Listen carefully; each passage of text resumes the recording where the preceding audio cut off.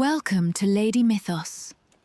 Tonight, come and sit with me a while, because I want to tell you about a goddess who could bless a marriage at dawn and burn a mountain to ash before the sun went down. She was the goddess of love. She was also the goddess of war. Not one and then the other.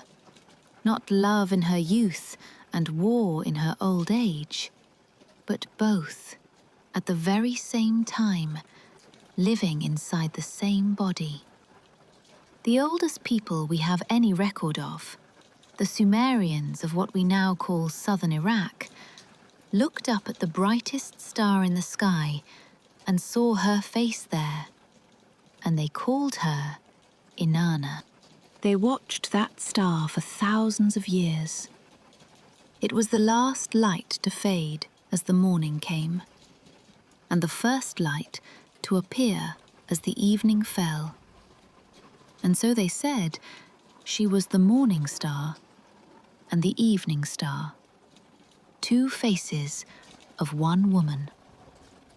Later peoples, the Akkadians and the Babylonians and the Assyrians, took her up and called her Ishtar. But the contradiction never left her.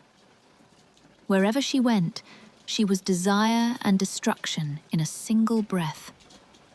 A lover in the lamplight and a storm on the horizon. And that is the question I want you to carry with you tonight, all the way to the end. How can one being be both of those things at once? Tenderness and slaughter, without being torn in half. And there is a second question hiding underneath it, a stranger one. This is a goddess who, by the end of her rise, will hold the sky and the earth in her two hands. Kings will beg to marry her. Mountains will learn to fear her name. So what does a goddess who already has everything still hunger for? Hold on to that. We will need it. Because here is the thing almost nobody tells you about Inanna.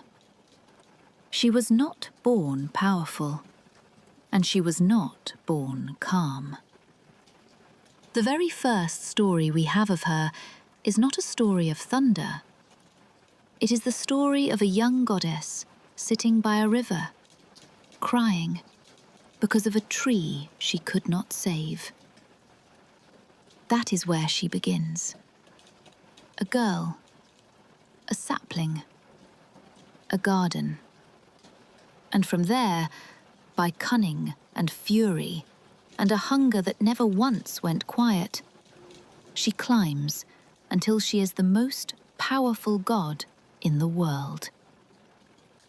If you like stories told slowly, the way your grandmother might have told them, then settle in and think about subscribing so the fire doesn't go out on you.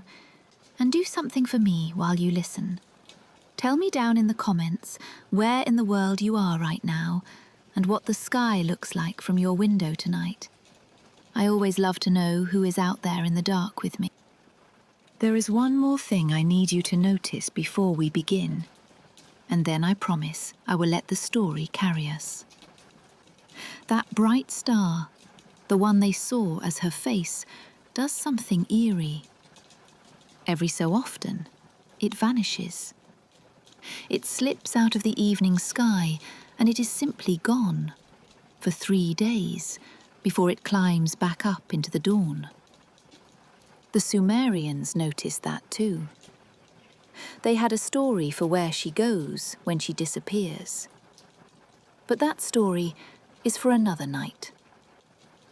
Tonight is the story of how she took the world.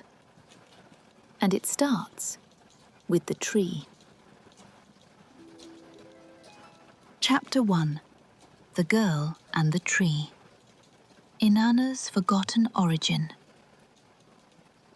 Picture a riverbank at the very beginning of things. The water is brown and slow and heavy with silt. The great river the Sumerians lived and died beside. and torn loose in that current, drifting, roots trailing like hair, is a single young tree. A hulupu tree, the old poem calls it, which may have been a kind of willow. Nobody planted it. It had been torn loose from its bank, and the river simply carried it away. And a young goddess, walking there, reaches into the water and lifts it out. She is Inanna, but she is not yet the terror of kings. She is young here, and unsure of herself, still growing into her own power. She carries the little tree to her city, to Uruk, and she plants it in her own garden, and she tends it, and as she waters it, she lets herself dream. When you grow tall and strong, she thinks, I will cut you, and I will carve you. I will make a shining throne from your wood, a throne fit for me. And I will make a bed from you too, a bed for rest, a bed for love. She had it all pictured. All she had to do was wait and let the tree grow. But the tree grew, and something else grew with it. 3 things came and made their home inside it, and none of them could be asked to leave. Down in the roots, where the earth was cool and dark, a serpent made its nest. Not just any serpent. A serpent, the poem says, who knows no charm. No spell could touch it, no song could soothe it, no priest could send it away. It simply coiled in the roots and stayed. High up in the branches, the Anzu bird settled in with its young. The Anzu was no sparrow. It was a storm creature of Mesopotamian myth, a thing of beating wings and menace, and it raised its chicks up there in the crown of her tree as if it owned the sky.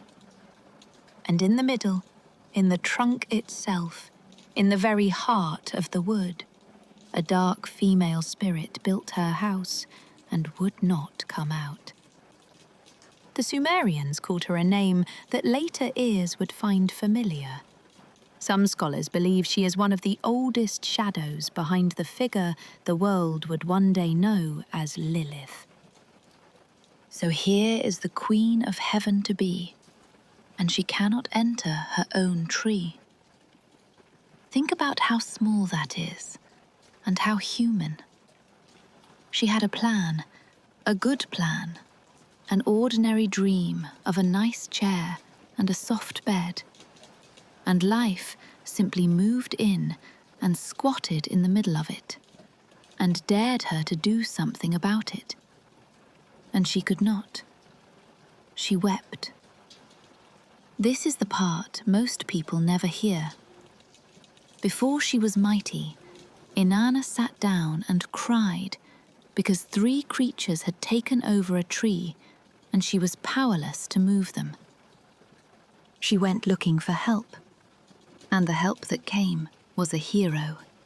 In this telling, he is her brother, or something close to it. And his name you already know, because he is the most famous hero the ancient world ever produced. Gilgamesh. He came with his heavy bronze, and he did the thing she could not do. He struck down the serpent who knew no charm, and when the serpent fell, the spell of the place broke. The Anzu bird snatched up its young and fled to the mountains. The dark spirit in the trunk tore her own house apart and ran into the wild places, into the empty lands, and was gone. The tree was hers now. They cut it, and from its wood they carved exactly what she had dreamed of all that time ago on the riverbank. A throne and a bed. She had her chair at last. Remember that bed, by the way. Remember that it was made from a tree she saved by a hand she loved. That detail will come back around before we are done, in a way you will not enjoy. But sit with the shape of this beginning for a moment, because it tells you everything about what comes next. She started with nothing but a dream and a sapling, and she could not even defend that. She had to be rescued. A goddess who had to be rescued. Something in her would never, ever allow that to happen again. She had a chair now, and a goddess who has just learned how much it hurts to be powerless does not stop at a chair. Soon, she was going to want the world. Chapter 2: Queen of Heaven and the Star of Venus. Now lift your eyes off the garden and put them on the night sky, because that is where she truly lived. When the Sumerians wanted to point at Inanna, they did not point at a statue. They pointed up. There, low and burning on the horizon, brighter than anything except the moon, was the planet we call Venus. That was her. And because Venus behaves the way it does, appearing at dusk and again at dawn, they understood her as a goddess of two appearances. One who rules the last of the morning and the first of the evening. The same light, arriving from two directions. They drew her as a star with 8 points, and that 8-pointed star became her signature, carved and stamped wherever her name was honored. If you ever see that symbol carved in ancient Mesopotamian stone, that is her calling card. And beside her, again and again, they placed a lion. She stood on lions, she rode them, she held the leash. The gentlest of the gods to her worshippers in love, and beside her, the most dangerous animal they knew, calm as a house cat, because she willed it so. Her home on earth was the city of Uruk, one of the first true cities humanity ever built, and at its heart stood her temple, the Enheduanna, which means the house of heaven. Her very name, some say, carries that same meaning, Lady of Heaven, Queen of Heaven. That was her great title, and she wore it like a crown before she had earned a single throne beyond the one made of hulupu wood. But here is where even the ancient storytellers start to argue with each other. And I love them for it, because it means they are being honest. Ask a Sumerian who Inanna's father was, and you would get different answers in different cities. Some said she was the daughter of An, the great sky god himself, the oldest power there is. Others, and this was the most common story, said no, she was the daughter of the moon. The daughter of Nanna, the moon god, and his wife, Ningal, and the sister of the sun god, Utu. And still others insisted she was the daughter of Enki, the god of wisdom and the deep waters. The tellers never settled it, and I think we should not settle it either, because the disagreement is the truth about her. A goddess this big could not belong to just one family. Different cities needed her to be theirs, so they gave her their own gods for parents. Most often, though, she is the moon's daughter, and I want you to keep that one in your mind. The girl born of the moon. Because there is a poet coming later in this story who will call her exactly that. And that poet is going to matter more than any king. There is one more strange truth here, and scholars will tell you it plainly. The Inanna of the Sumerians and the Ishtar of the Semitic peoples may not have started as the same goddess at all. They may have been two separate deities from two different peoples who over the centuries were pressed together and braided into one, especially once a great empire rose and mixed those worlds. So when we say her name, we are really saying the names of two ancient goddesses who became one woman in the world's memory. Even her identity is doubled. Even that is a contradiction. So that is who she is. Queen of Heaven, the star that rules two horizons, the lady with the lion, born of the moon, or the sky, or the deep. One goddess wearing the memory of two. It is a magnificent list of titles, but titles are not the same as power, and Inanna knew the difference better than anyone. For all her names, she did not yet hold the things that actually make the world turn. Those were kept somewhere else, hoarded by an old and clever god, across the water, in a city that was not hers, and she had decided she was going to take them. Chapter 3: Inanna and Enki, the theft of civilization. To understand what she did next, you have to understand the me. Not the word me as in myself, the me, said like the word may, a Sumerian idea that has no clean word in our language. The me were the divine powers, the more than 100 sacred decrees that made civilization itself possible. Not gold, not armies, something deeper. They were the instructions for being human. And when I tell you what was on that list, you will understand why every god wanted them. Kingship was a me. The priesthood was a me. So were truth and the art of music and the making of weapons and the crafts of the hand. So was wisdom and the rites of love and the offices of the temple. But listen to the strange ones, because the Sumerians were not naive. On that same holy list sat deceit, and the plundering of cities, and the descent into the underworld.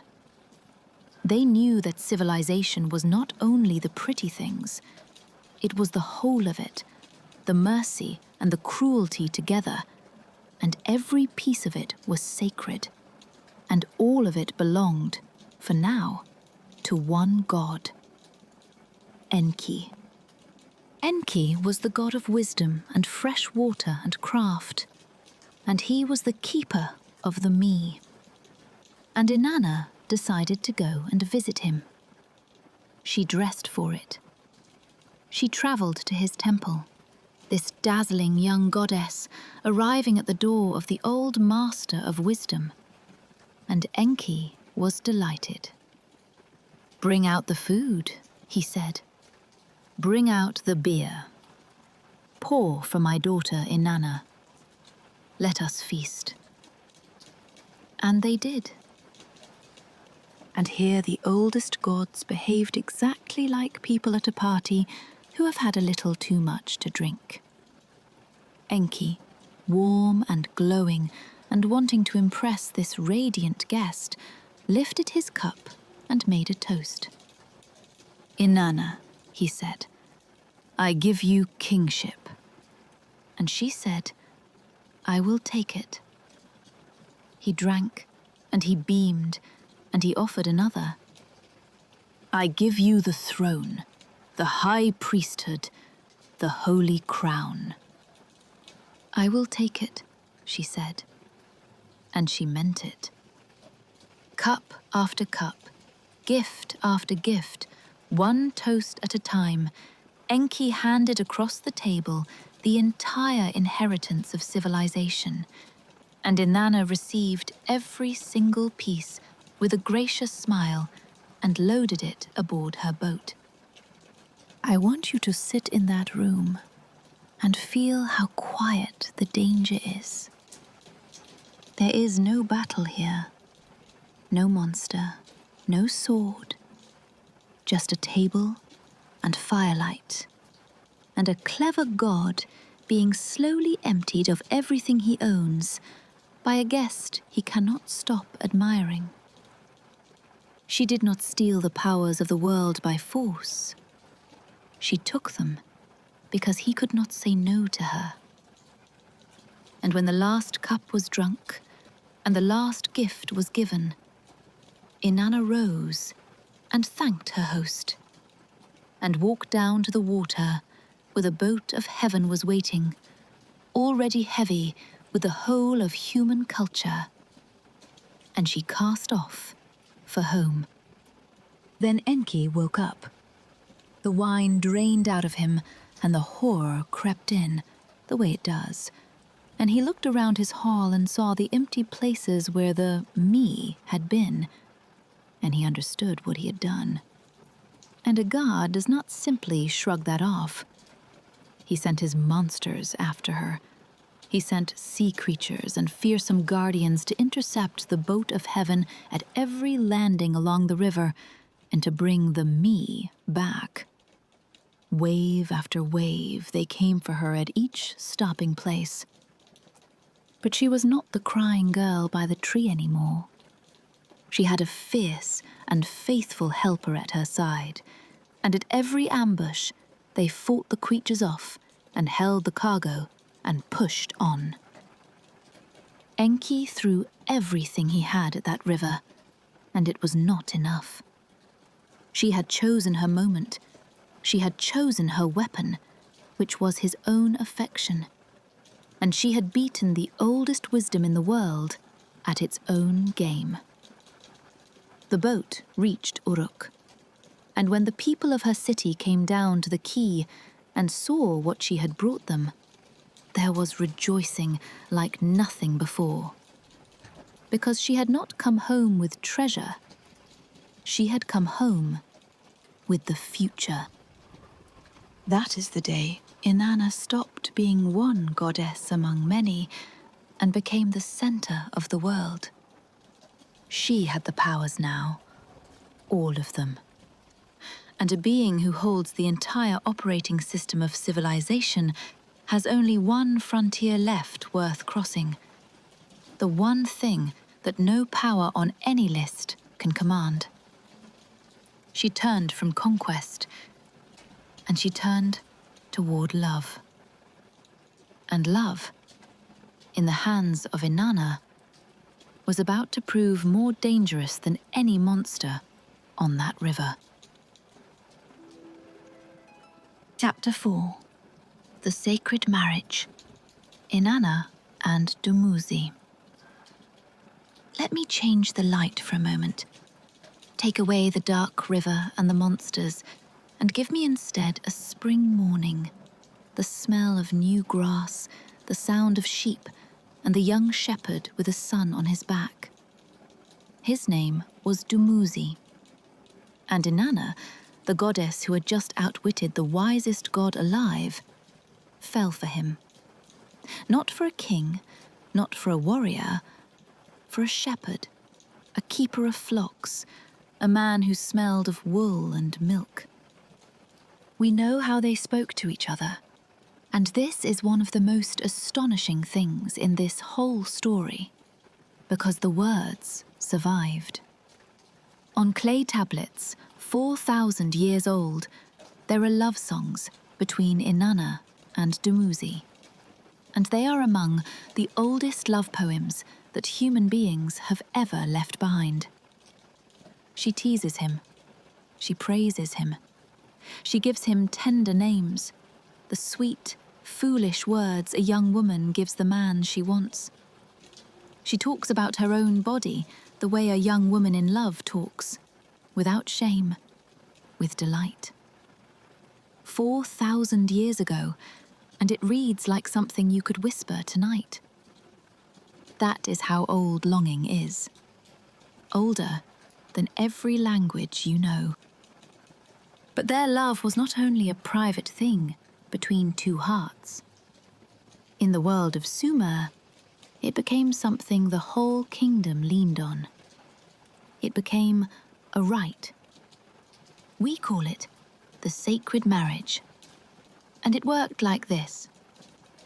Once a year, the union of Inanna and Dumuzi would be renewed on Earth, so that the land itself would stay alive. The king of the city would take on the role of Dumuzi. He would hold the title of the spouse of Inanna.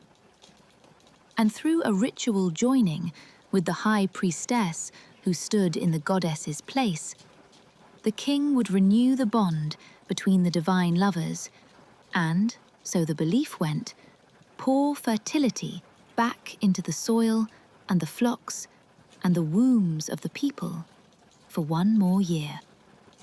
Sit with what that means.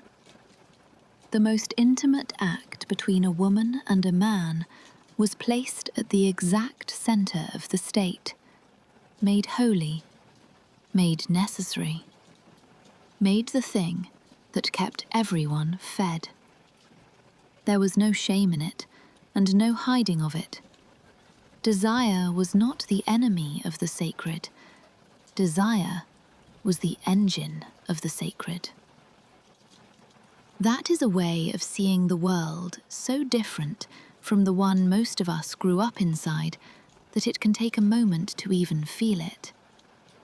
Now, I have to be honest with you here, because the storytellers are not all in agreement, and I promised you I would never flatten that out. Some scholars take the sacred marriage very literally, a real physical union performed by a real king and a real priestess. Others believe it was far more symbolic, a piece of sacred theatre, a performance of the myth rather than the act itself. And when much later writers, especially the Greeks, described whole temples of so-called sacred prostitution in the East, many modern scholars think they were exaggerating, or misunderstanding, or simply repeating a rumour that made a foreign people sound strange and lurid. So hold it lightly. Something happened at the heart of that rite. Exactly what, and how literally, we do not fully know. But here is the part I want you to carry forward. And it is not about the ritual at all. It is about her. She loved him. Inanna, who took the powers of the world off a drunk god without blinking, who would soon do things that make your blood run cold, genuinely loved this shepherd. And the bed she brought him to, in some tellings, was that same bed, carved from that same tree she wept over as a girl. Her whole life had led to this quiet, tender thing. Remember that she loved him. Say it to yourself and keep it somewhere safe. Because a day is going to come in the second part of this story when Inanna will stand in front of Dumuzi and make a choice about him that you will find almost impossible to forgive. And the only way it will land the way it should, the only way you will feel the full weight of it, is if you remember, right now, in the spring light, with the love songs still in the air, that she meant every word of them. Chapter 5. Inanna and Ebih, the mountain that would not bow. And now the light changes again, hard, because it is time you met her other face. We have seen the lover. Here comes the war. There was a mountain called Ebih in the ranges to the east, a great green massif rising over the land. And to Inanna, that mountain became an insult. It stood there in its beauty, tall and thriving and utterly indifferent to her. And it did not bow. It did not lower its head. It did not tremble at her name or offer her the smallest sign of respect. Everything else on earth had learned to fear her. This mountain simply stood, magnificent and unbothered. And to a goddess like Inanna, that was not peace. That was a challenge she could not let stand. So she went to An, the great sky god, one of the oldest powers there is, and she asked for his backing to destroy it. And An, who was no fool, looked at that mountain and told her the truth. Ebih is mighty, he warned her. Its slopes are terrible. Do not go against it. Leave it be. He said no. The highest authority she could appeal to looked at her plan and refused it outright. And this is the moment that tells you exactly who she has become since the garden. She did not obey. She did not argue for long. She simply decided that a no from the sky god himself was not going to bind her. She armed herself, and she went to war against a mountain, alone. What she did to Ebih, the old poem does not soften. She fell on it with everything she was. She set fire to its flanks and made the smoke of it hang thick and black over the world. She struck it until its proud green slopes were ash, until its forests were gone, until the creatures fled, and the whole mighty thing was broken and silent and humbled beneath her. The mountain that would not bow was made to bow, the only way she would accept, all the way down into ruin. And she did it with a joy that should frighten you a little. Because this is the goddess who, in her hymns, is described going into battle the way you or I might go to a feast or a dance. War was not a grim duty for her. It was an appetite. There was even a name for this face of her, Irnina, which means victory. When she fought, she was not enduring something. She was feeding. Here is the part most people miss about Inanna, and it is the whole key to her. We want our goddesses of love to be gentle, and our goddesses of war to be someone else. She refused that. She was the tenderness of the love songs and the smoke over Ebih, and she saw no contradiction in it at all, because to her, they were the same power, pointed in two directions. The force that pulls two bodies together is the same force that pulls an army forward. Creation and destruction, running off one current. So think about where we are now. She has defied An himself, the sky god, her own elder, and she has won. She answers to no one above her. There is no authority left that can tell her no and be obeyed. And a being with that much power and that little restraint is a terrifying thing to cross. Which raises a small, cold question. If that is what she does to a mountain that merely ignored her, what does she do to someone, a mere mortal, foolish enough to actually wrong her? We are about to find out. And it is the darkest turn in the whole of Part 1. Chapter 6. The Wrath of Inanna, the Shukaletuda myth. I want to tell this next part carefully because it is a hard story, one of the hardest the Sumerians left us. But they told it for a reason, and I think that reason matters. So stay with me. There was a gardener, a lowly one, a young man named Shukaletuda.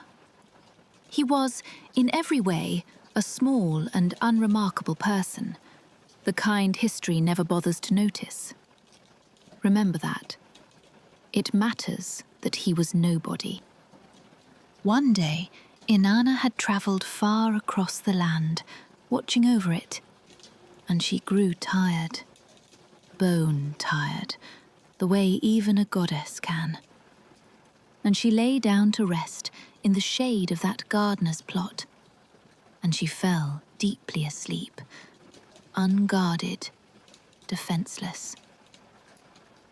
And Shukaletuda found her there, and he wronged her, in the worst way one person can wrong another, while she slept and could not stop him. And then, terrified of what he had done, he crept away and hid. When Inanna woke, she knew. She knew at once what had been done to her while she was helpless, and a fury rose in her that had no flaw to it. This was not a mountain that had snubbed her. This was a violation, done to her body in her sleep. And the man who had done it had run, and he was hiding. Clever enough to bury himself among the crowds, in among the black-headed people, the ordinary folk of the cities, one small guilty face in a sea of innocent ones. His own father had told him to do exactly that, disappear into the many. Let her rage burn itself out against everyone else. So Inanna, unable to find one man, went to war against the whole land to flush him out. She sent plagues. First, she turned the water to blood, so that every well in the country ran red and undrinkable. Then she sent killing winds and storms to tear across the fields and the roads. Then she brought the floods, closing off the highways, cutting the arteries of trade, bringing the whole ordinary business of living to a halt.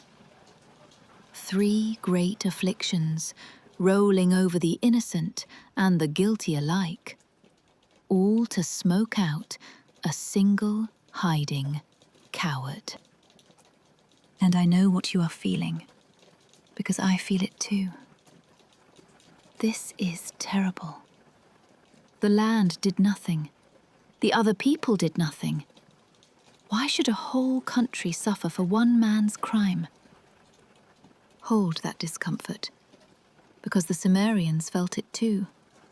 And they did not write this story to excuse her.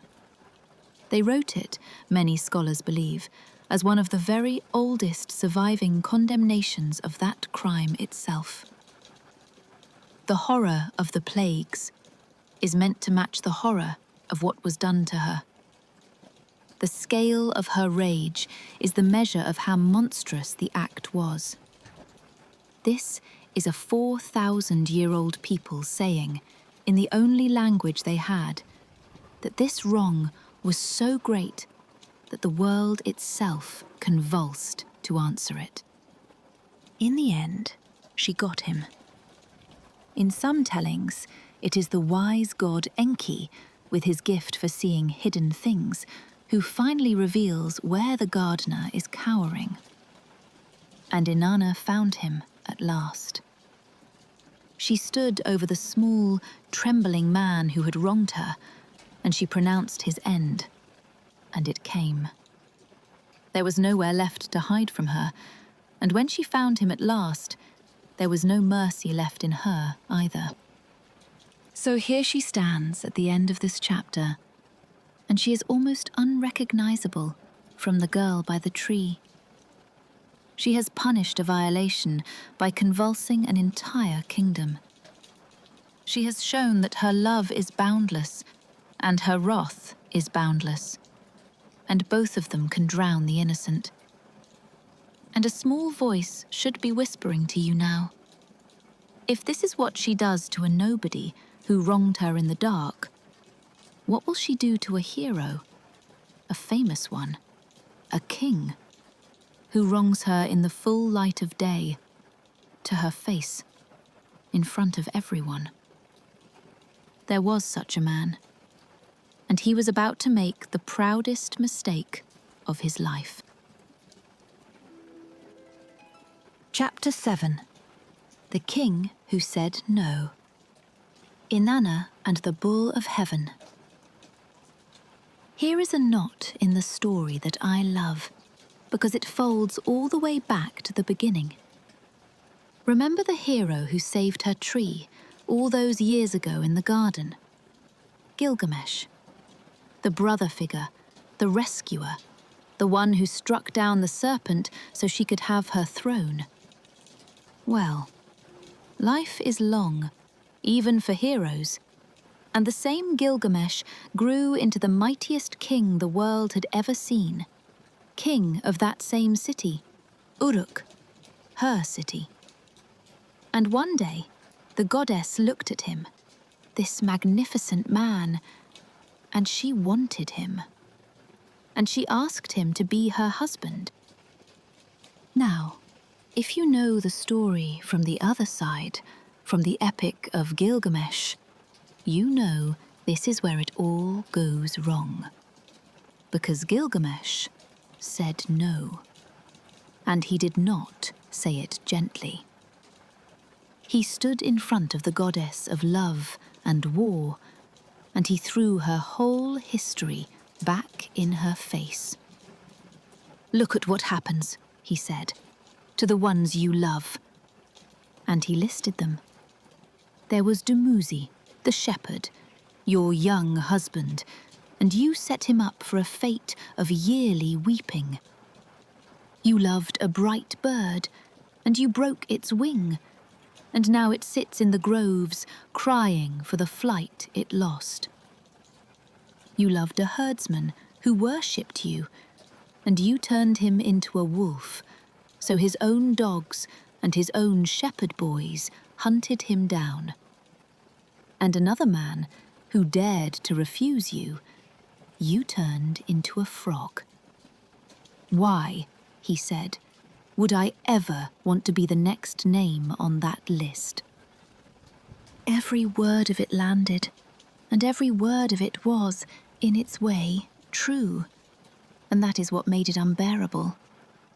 This was not a mortal, cowering and hiding like the gardener. This was a king, at the height of his fame, calmly reciting her failures as a lover in front of the world, and using them as his reason to refuse her. There is no plague you can send that hurts as much as the truth, spoken by someone who is not afraid of you. Inanna went up in fury. She climbed to heaven, to her father An, and she demanded a weapon. "Give me the bull of heaven," she said. "Let me loose the bull of heaven on Gilgamesh and his city." And when An hesitated, when he warned her that the bull would bring 7 years of famine, she did not soften. She threatened something monstrous. "If you do not give it to me," she said, "I will break down the doors of the underworld, and I will let the dead come pouring up into the world of the living, until the dead outnumber the living. Give me the bull, or I will unleash the grave itself." Faced with that, An gave in, and the bull of heaven came down. Picture a creature so vast that when it snorted, the ground split open. Its first snort tore a pit in the earth, and 100 young men of Uruk fell in. Its second snort opened another, and 200 more were swallowed. It was a walking apocalypse. and it had been sent by a goddess who was told no. But Gilgamesh was not alone. He had his beloved companion, the wild man Enkidu, the friend of his heart, and together they hunted that impossible beast. Enkidu seized it and held it fast, and Gilgamesh struck the blow, and the bull of heaven was brought down. Then Enkidu did something you do not do to a goddess. As Inanna stood on the great wall of Uruk in the pose of mourning, wailing her grief and her curse down at the men who had killed her weapon, Enkidu tore loose a haunch of the dead bull and hurled it up at her, flinging it in her face, daring her to do her worst to him too. It was the ultimate insult. Mortal contempt thrown at a goddess in front of her own people. And this is where you learn that crossing Inanna is never free, even when you win. She could not strike Gilgamesh down, not then. But the gods took account of what had been done, the sacred bull slaughtered, the goddess mocked, and a price was set. One of these two friends would have to die for it. And it was Enkidu, the man who threw the haunch, who was marked. He sickened, and he faded, and the wild, joyful, unbreakable friendship at the heart of the greatest epic ever told was deliberately cut short. All because two heroes humiliated the goddess of love and war and thought they could walk away from it. So look at her now, at the summit of everything. She commands the sky and the earth. She holds the powers of civilization. Kings marry her or die refusing her. Even the greatest hero who ever lived struck at her and paid a friend's life for it. She has, by any reckoning, won. And yet, when the noise dies down and the night comes, and that bright star hangs low over Uruk, she looks out at the one place her power does not reach, one country she has never ruled. The land of the dead, down below, cold and silent, on a throne of its own. And on that throne sits her own sister. And Inanna, who has never in her life been able to leave a single door closed, begins to wonder what it would take to open that one. Epilogue. The one realm she could not rule.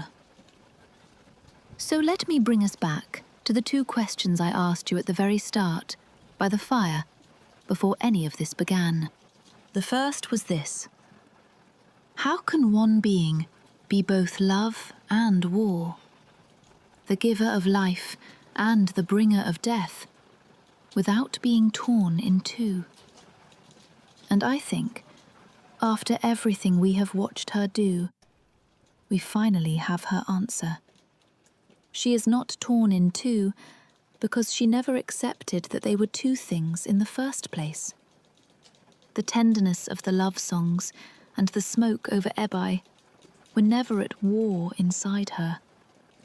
They were one appetite, one enormous wanting, pointed sometimes at a shepherd and sometimes at a mountain. We are the ones who need love and war, kept in separate rooms. Inanna simply refused. And that refusal is exactly why, 4,000 years later, we are still talking about her. The second question was quieter, and it was this: what does a goddess, who already has everything, still hunger for? Now you know. She has heaven, she has earth, she has the powers of civilization, love, war, the fear of kings, the memory of the world. And it is not enough, because there is still one realm she does not hold, the country of the dead, and a hunger like hers cannot bear a closed door. That is where part 2 will take us, down through 7 gates, into the dark, to the one place even she may not be able to walk back out of. But before we go there, let me tell you what became of her in our world, because it is its own kind of tragedy. This open, complicated, powerful goddess who put desire at the sacred center of life and who blurred every line she touched, including, in her own hymns, the line between woman and man. For it was said of her that she could turn a man into a woman and a woman into a man, and she claimed both for herself.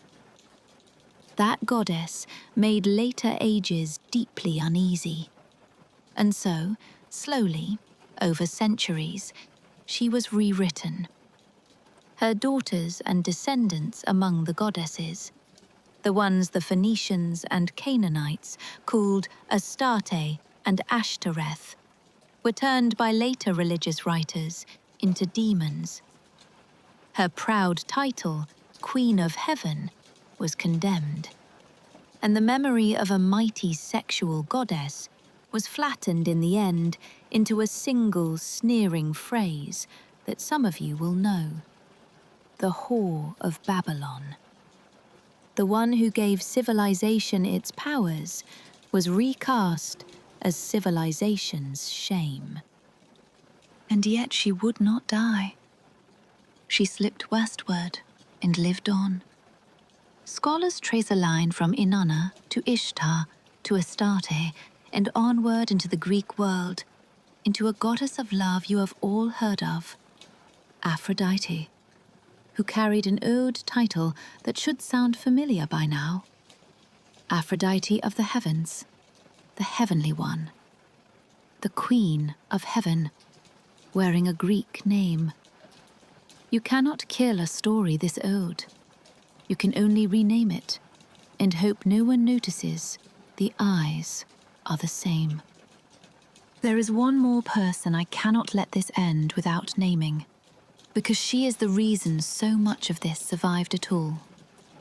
Her name was Enheduanna. She was a real woman, a high priestess, the daughter of a great emperor, and she lived around 4,300 years ago. And she wrote hymns to Inanna, fierce and personal, and full of awe and fear. In one of them, she writes about her own downfall, her own exile, and she begs the goddess to lift her back up. And she does something no one before her is recorded as doing. She writes, I. She puts herself into the poem. Enheduanna is the first author in all of human history whose name we actually know. Not a king, not a general, a woman, writing by lamplight about this goddess. The first named voice in the human story used itself to praise Inanna. I find that almost unbearably moving. So we come full circle, back to the sky, where we began. Go outside tonight, if it is clear, and look for the brightest star near the horizon, at dusk or before dawn. That is Venus. That is the face they gave her 5,000 years ago. And if you watch it long enough, across the weeks, you will see it do the thing I told you to remember at the very start. One day, it will be gone. It vanishes from the sky for 3 days into the dark, before it climbs back up into the light of the morning. The Sumerians saw that too, and they knew exactly where she went. She went down, down through the gates, into the land of the dead, to face her sister, and to try to take the one throne she did not own. That is where we go next, and I will be honest with you. It is the darkest and most beautiful story I know. If you want to walk down there with me, then subscribe so part 2 finds you. Give this one a like if the old girl earned it, and tell me in the comments, before you know how it ends, what you think she is really looking for down there in the dark. I would love to hear it. Until then, thank you for listening. Yours, Lady Mythos.